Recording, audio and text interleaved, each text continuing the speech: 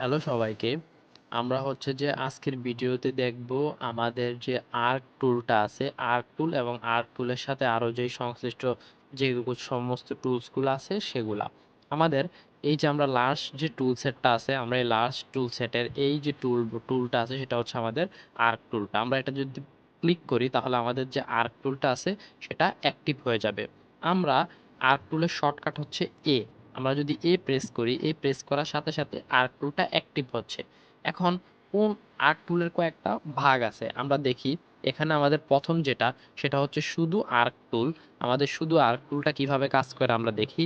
আমরা একটা পয়েন্টে ক্লিক করলাম, ক্লিক করার পরে আমাদের আরেকটা পয়েন্টে ক্লিক করতে দেখাচ্ছে, মানে আমাদের এ ইন্ডিকেট করতে আমরা আরেকটা পয়েন্টে যাতে ক্লিক করি। আমরা আরেকটা পয়েন্টে এতটুকু দৈর্ঘ্য নিয়ে ক্লিক করলাম, করার পরে যদি আমরা আমাদের মাউসটা এভাবে ঘুরাই তাহলে আমাদের এই যে আর্কটা ক্রিয়েট হবে, এই আর্কটা আমাদের মিডল পয়েন্টটা থেকে আমার এই যে পয়েন্টটা আমরা ক্লিক করলাম, সেকেন্ড ক্লিক করলাম, এটা বরাবর আমার মিডল পয়েন্টটাকে কেন্দ্র করে এই জিনিসটা ঘুরবে। আমার ফার্স্ট পয়েন্টটা যেটা সেটা আমার মিডল পয়েন্ট, সেটাকে কেন্দ্র করে এটা চারদিকে ঘুরবে।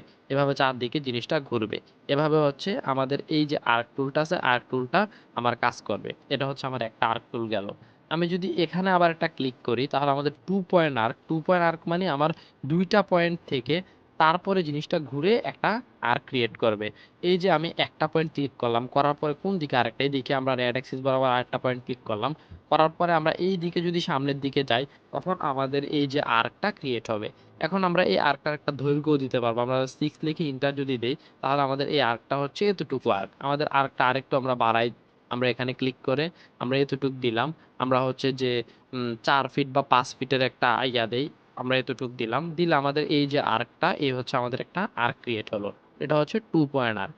আমরা যদি আরেকটা আর্ক দেখি আমাদের এখানে 3 পয়েন্ট আর্ক। আমরা 3 পয়েন্ট আর্কটা কিভাবে কাজ করে, 3টা পয়েন্ট আমাদের এখানে আমরা একটা ফার্স্ট পয়েন্ট দিলাম, দেওয়ার পরে আমাদের এই একটা সেকেন্ড পয়েন্ট দিলাম, দেওয়ার পরে আমরা যখন এই যে আমরা যে থার্ড আরেকটা পয়েন্ট যদি অন্য কোথাও ক্লিক করি তখন আমাদের হচ্ছে আরেকটা যে কি বলে এটাকে আর্ক ক্রিয়েট হবে। একটা ক্লিক করলাম, করার সাথে সাথে আমাদের একটা আর্ক ক্রিয়েট হলো। তাহলে আমাদের এই আর্কটা 3টা পয়েন্টে ক্লিক করার পরেই ক্রিয়েট হয়।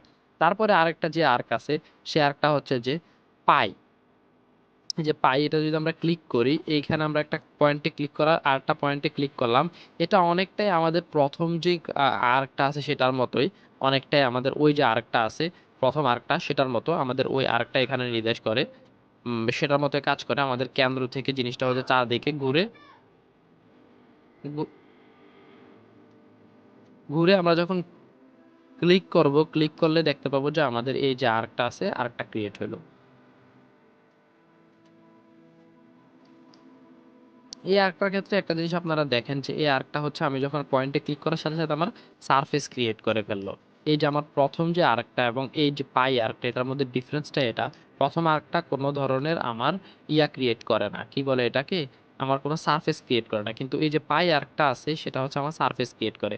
তার কারণ এটা আমার মিডল পয়েন্ট থেকে একটা লাইন নেয়, নিয়ে এভাবে আসে, আসা তারপর এভাবে ঘুরে আমি যদি এখানে আরেকটা লাইন ক্লিক করি তাহলে আমার এই একটা লাইন এই যে মিডল পয়েন্ট থেকে 2টা লাইন আসলো আর আমার এই আর্কটা এ বরাবর ঘুরলো। আমি জিনিসটাতে এভাবে দিয়ে একটা আর্ক ক্রিয়েট করতে পারি। আশা করি আর্ক সম্পর্কে বিস্তারিত সকল কিছু আপনারা জানলেন। আমাদের পরের ভিডিওতে আমরা অন্য আরেকটা টুল নিয়ে আলোচনা করব। ধন্যবাদ সবাইকে।